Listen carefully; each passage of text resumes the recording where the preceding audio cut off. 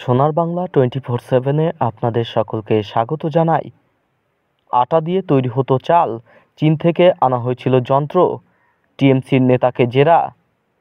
Ration দুর্নীতিকাণ্ডে ফের গ্রেপ্তারি, এবার গ্রেপ্তার হলেন তৃণমূলের দেগঙ্গা ব্লকের সভাপতি আনিসুর রহমান ওরফে বিদেশ ও তার ভাই আলিফ নূর ওরফে মুকুল। ইডি সূত্রে জানা গিয়েছে, জ্যোতিপ্রিয় মল্লিকের সঙ্গে ঘনিষ্ঠতার সূত্রেই এই দুই ভাই বিপুল টাকার চাল পাচার করেছে। শুধু তাই নয়, নকল চাল তৈরির জন্য চীন থেকে তারা যন্ত্র আমদানি করেছিলেন বলেও জানিয়েছেন ইডি। রেশন দুর্নীতির তদন্তে চলতি সপ্তাহে ফের সক্রিয় হয়েছে ইডি।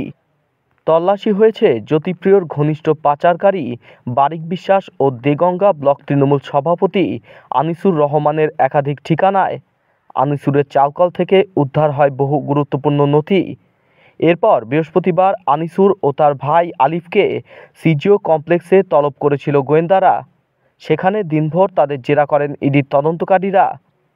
ইডি সূত্রে খবর, আনিসুর ও তার ভাইয়ের বক্তব্যে একাধিক অসঙ্গতি পাওয়া গিয়েছে। তদন্তে সহযোগিতা করতে চাইছেন না তারা। বৃহস্পতিবার গভীর রাতে দুই ভাইকে গ্রেপ্তার করে ইডি। এরপরই প্রকাশ্যে আসে চাঞ্চল্যকর এক তথ্য।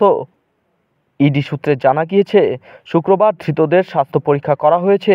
তারপর তাদের পেশ করা হয় আদালতে। ধৃতদের হেফাজতে চেয়ে আদালতে আবেদন করে ইডি। ইডি সূত্রে জানা গিয়েছে, মুনাফা বৃদ্ধি করতেই অভিযুক্ত আনিসুর নকল চাল তৈরির ব্যবসা ফেঁদে বসেছিলেন। দেগঙ্গা রাইস মিলেই তৈরি হতো এই নকল চাল। নকল চাল তৈরির যন্ত্র চীন থেকে আমদানি করেছিল সে।